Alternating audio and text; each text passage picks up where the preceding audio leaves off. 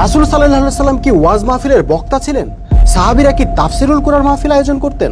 বন্ধুরা, ছোটবেলা থেকে আমরা ওয়াজ শুনতে শুনতে এতটাই অভ্যস্ত হয়ে গেছি যে আমরা মনে করি আমাদের মুফতি মাওলানারা যেভাবে তাফসিরুল কুরআন মাহফিল আয়োজন করে থাকেন, আমাদের নবীজি মুহাম্মদ সাল্লাল্লাহু আলাইহি ওয়াসাল্লামও বোধহয় এমনই ওয়াজের বক্তা ছিলেন এবং তিনি এভাবেই তাফসিরুল কুরআন মাহফিলে বয়ান দিয়ে মানুষকে হেদায়েত করেছিলেন।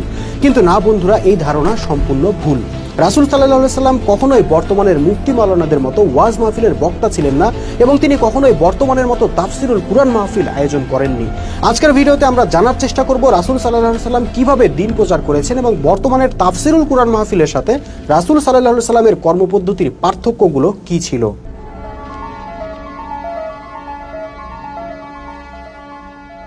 বন্ধুরা, আমরা সবাই জানি রাসূল সাল্লাল্লাহু আলাইহি সাল্লাম নবুয়ত লাভের পর 23 বছর পৃথিবীতে ছিলেন। আপনি যদি তার এই 23 বছরের ইতিহাস দেখেন তাহলে দেখতে পাবেন সেখানে দুইটা পর্ব। একটা হলো প্রথম 13 বছর, আরেকটা হলো পরবর্তী 10 বছর। প্রথম 13 বছর রাসূল সাল্লাল্লাহু আলাইহি সাল্লাম মক্কায় তার জন্মভূমিতে ছিলেন, সেজন্য এই সময়টিকে বলা হয় রাসূলের মাক্কি জীবন। আর পরবর্তী 10 বছর তিনি ছিলেন মদিনায়, তাই সেই সময়কে বলা হয় মাদানী জীবন। বন্ধুরা, প্রথমে জানা যাক রাসূল সাল্লাল্লাহু আলাইহি সাল্লাম মাক্কি জীবনে কি করতেন। আসলে এই মাক্কি জীবনেই আল্লাহ রাসূল সবচেয়ে বিপজ্জনক ও কষ্টদায়ক সময়টা অতিক্রম করেছিলেন, কারণ মক্কার শাসকরা ছিল মুশরিক ও অত্যাচারী। সেই অত্যাচারী শাসকদের চোখ রাঙানি উপেক্ষা করে রাসূল সাল্লাল্লাহু আলাইহি সাল্লাম প্রত্যেকটা মানুষের ঘরে ঘরে, তাঁবুতে তাঁবুতে, কাফেলায় কাফেলায়, গোত্রে গোত্রে গিয়ে তাওহীদের দাওয়াত পৌঁছে দিতেন। শুধু তাই নয়, মক্কার নেতাদের কাছেও তাওহীদের দাওয়াত পৌঁছে দেওয়ার জন্য তিনি বিভিন্ন উপায় অবলম্বন করতেন। যেমন একবার তিনি বাসায় বকরি জবাই করে মক্কার মুশরিক নেতাদের দাওয়াত করে খাইয়েছেন, তারপর উপস্থিত সবাইকে তাওহীদের দাওয়াত দিয়েছেন। এছাড়া একবার বিপদ বিপদ বলে সতর্কবার্তা দিয়ে কুরাইশদেরকে সাবা পাহাড়ের পাদদেশে জড়ো করেছেন, তারপর সমাবেশে বক্তব্য দেওয়ার মতো করে তাওহীদের দাওয়াত দিয়েছেন। ভাই, আপনি যদি রাসূলের জীবনী পড়েন তাহলে দেখতে পাবেন এসব দাওয়াতি কাজের সময় রাসূল সাল্লাল্লাহু আলাইহি সাল্লাম শুধু একটা দাবি পেশ করতেন, তা হলো লা ইলাহা ইল্লাল্লাহ মুহাম্মাদুর রাসূলুল্লাহ। অর্থাৎ আল্লাহর হুকুম ছাড়া অন্য কারো হুকুম বিধান মানা যাবে না, এটাই ছিল তার একমাত্র দাবি। যারা সেই তাওহীদের দাবি মেনে নিতেন এবং রাসূল সাল্লাল্লাহু আলাইহি সাল্লামের তাওহীদের আন্দোলনে যোগ দিতেন, তারা হয়ে যেতেন রাসূল সাল্লাল্লাহু আলাইহি সাল্লামের সাহাবী। তাদেরকে নিয়েই শুরু হয় দ্বীন প্রতিষ্ঠার আন্দোলন। এই আন্দোলনে যুক্ত হয়ে আবু বকর রাদিয়াল্লাহু আনহু প্রশ্ন করেছিলেন, ইয়া রাসূলুল্লাহ, এখন আমার কাজ কি? রাসূল সাল্লাল্লাহু আলাইহি সাল্লাম বললেন, আমার যা কাজ তোমারও তাই কাজ। সুতরাং সাহাবীরাও রাসূল সাল্লাল্লাহু আলাইহি সাল্লামের মতোই জনে জনে তাওহীদের ডাক বা হেদায়ের ডাক পৌঁছে দিতেন। আজকে আমাদের হুজুররা ওয়াজ মাহফিলে নাকি হেদায়েত প্রচার করেন এবং সেই হেদায়েত প্রচারের বিনিময়ে বান্ডিলে বান্ডিলে টাকা নিয়ে ঘরে ফিরেন। কিন্তু রাসূল সাল্লাল্লাহু আলাইহি সাল্লাম ও তার সাহাবীগণ যখন হেদায়ের ডাক নিয়ে মানুষের দ্বারে দ্বারে যেতেন, তখন তারা টাকা পয়সা নিয়ে ঘরে ফিরতে পারতেন না, বরং ইট পাথরের আঘাতে রক্তাক্ত হয়ে ব্যথা যন্ত্রণা নিয়ে ঘরে ফিরতেন। পরদিন আবারও সেই অবস্থাতে বের হয়ে পড়তেন হেদায়ের দাওয়াত দিতে। মোটা দাগে এই ছিল রাসূল সাল্লাল্লাহু আলাইহি সাল্লামের মাক্কি জীবনের 13 বছরের ইতিহাস। এই ইতিহাস থেকে একটা বিষয় পরিষ্কার বোঝা যায় যে আর যাই হোক, এই মাক্কি জীবনে আল্লাহ রাসূলের পক্ষে বর্তমান যুগের মতো তাফসিরুল কুরআন মাহফিল আয়োজন করা সম্ভব ছিল না, কারণ ওই মানুষগুলো তো আল্লাহকে বিধানদাতা বা ইলাহ হিসেবে স্বীকারই করতো না। সুতরাং তাদেরকে বসিয়ে বসিয়ে আল্লাহর বিধানের ব্যাখ্যা বিশ্লেষণ ওয়াজ করার কোনো মানেই হয় না। এখন প্রশ্ন হলো, তাহলে কি রাসূল সাল্লাল্লাহু আলাইহি সাল্লাম মাদানী জীবনে তাফসিরুল কুরআন মাহফিল করেছেন? আসলে কি ঘটেছিল মদিনায়? চলুন সেই ইতিহাসটাও সংক্ষেপে জানা যাক।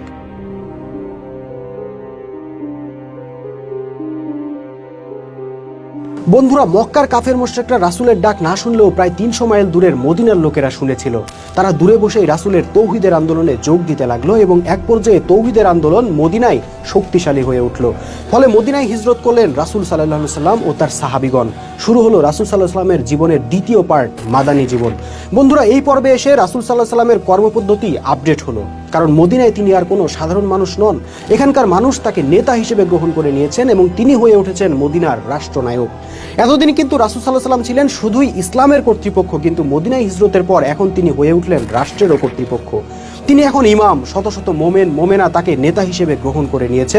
বিশাল আরব উপদ্বীপের বুকে এক চিলতে জমিতে মাথা তুলে দাঁড়িয়েছে এক মোমেন জাতি, যাদের মূল মন্ত্র হলো আল্লাহর হুকুম বিধান ছাড়া আর কারো হুকুম বিধান মানব না। তখন স্বভাবতই প্রশ্ন উঠলো, রাষ্ট্র পরিচালনায় আল্লাহর হুকুম কি, অর্থনীতিতে আল্লাহর হুকুম কি, আইন কানুন দণ্ডবিধিতে আল্লাহর হুকুম কি, প্রতিরক্ষা নীতিতে আল্লাহর হুকুম কি, এবং এসব বিষয়ে আল্লাহর পক্ষ থেকেও বিধিবিধানগুলো নাজেল হতে থাকলো এবং রাসূল সাল্লাল্লাহু আলাইহি সাল্লাম সেই বিধিবিধানগুলো যথাসময়ে জাতিকে জানিয়ে দিতে লাগলেন এবং কার্যকর করতে লাগলেন।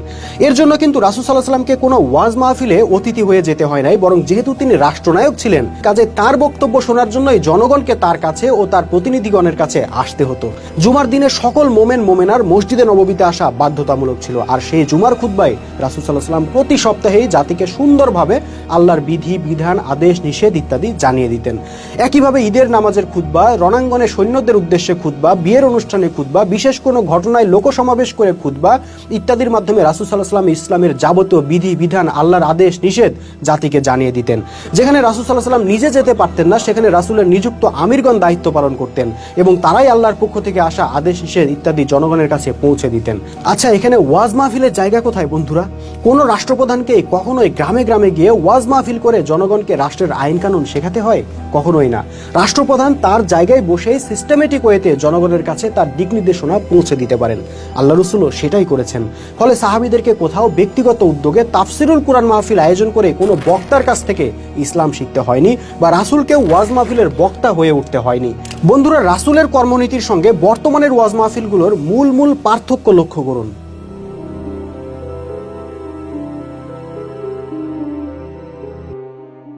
প্রথমত, রাসূল সাল্লাল্লাহু আলাইহি সাল্লাম ছিলেন ইসলামের অবিসংবাদিত কর্তৃপক্ষ এবং রাষ্ট্রেরও কর্তৃপক্ষ। পুরো উম্মার আনুগত্য ছিল রাসূলের প্রতি।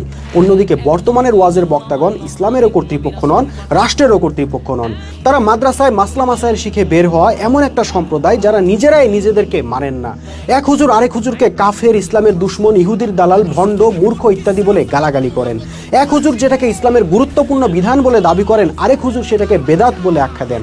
জনগণ বিভ্রান্ত হয়। দ্বিতীয়ত, রাসূল সাল্লাল্লাহু আলাইহি সাল্লামের ইসলাম ছিল রাষ্ট্রীয় ইসলাম। সুতরাং ওই ইসলামের যুগে জনগণের উদ্দেশ্যে কোনো আদেশ নিষেধ বিধান বা রায় দেওয়ার দরকার পড়লে এবং তার জন্য কোনো সমাবেশ ডাকার দরকার পড়লে সেটা রাষ্ট্রীয় কর্তৃপক্ষই আয়োজন করত। তারপর জাতির ইমাম বা তার নিযুক্ত আমিরগণ জনগণকে জানিয়ে দিতেন। কিন্তু এখনকার ওয়াজ মাহফিলগুলো আয়োজিত হয় সম্পূর্ণ ব্যক্তি উদ্যোগে, যেখানে রাষ্ট্রের কোনো কর্তৃত্ব চলে না, বরং কখনো কখনো রাষ্ট্রের দিক নির্দেশনার সম্পূর্ণ বিপরীত দিক নির্দেশনা আসে মাহফিলের মঞ্চ থেকে। এই যে ইসলামের বিধান দেওয়া হচ্ছে, রায় দেওয়া হচ্ছে, কিন্তু দিচ্ছে কে? যার সেই অথরিটি নাই, যাকে অধিকাংশ মানুষ মানেই না। এটা কখনোই ইসলামের সিস্টেম হতে পারে না। আমি জানি এখানে প্রশ্ন উঠবে যে আমাদের দেশে তো রাষ্ট্রীয়ভাবে ইসলাম কায়েম নাই, এখানে তো মানবরচিত বিধান চলছে, তাহলে এই পরিপ্রেক্ষিতে মানুষকে ব্যক্তিগতভাবে ইসলাম শেখানোর জন্য ওয়াজ মাহফিল আয়োজন করলে সমস্যা কি? জি, সমস্যা আছে। কি সেই সমস্যা সেটা বলছি, মনোযোগ দিয়ে শুনতে হবে ও বুঝতে হবে।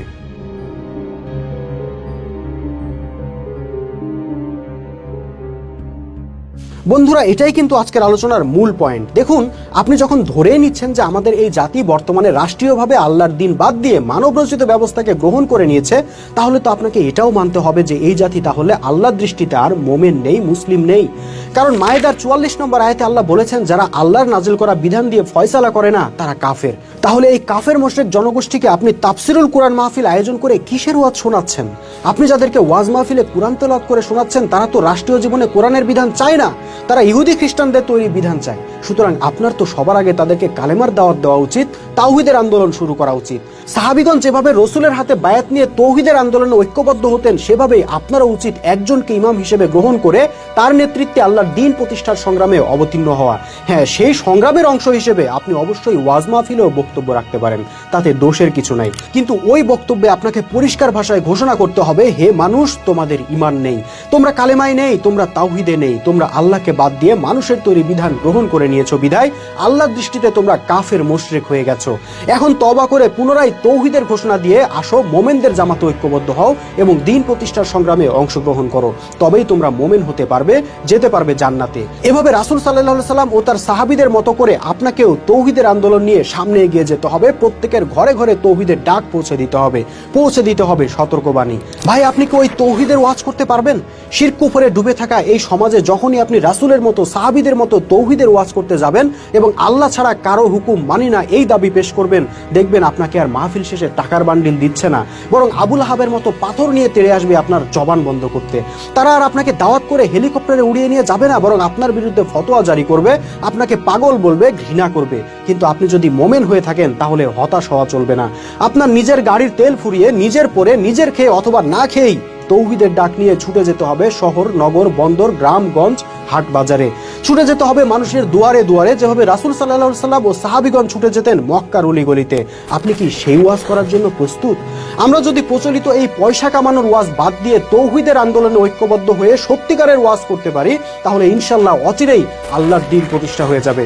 আর দ্বীন প্রতিষ্ঠা হলে মোমেনদের হাতে থাকবে রাষ্ট্রশক্তি, তাদের ইমাম হবেন রাষ্ট্রীয় অথরিটি।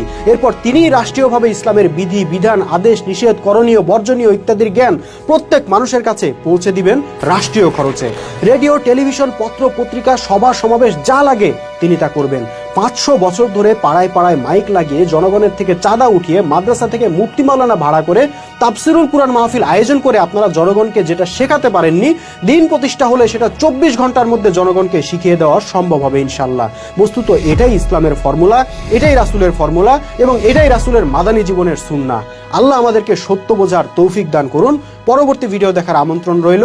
আল্লাহ হাফেজ, সালামু আলাইকুম।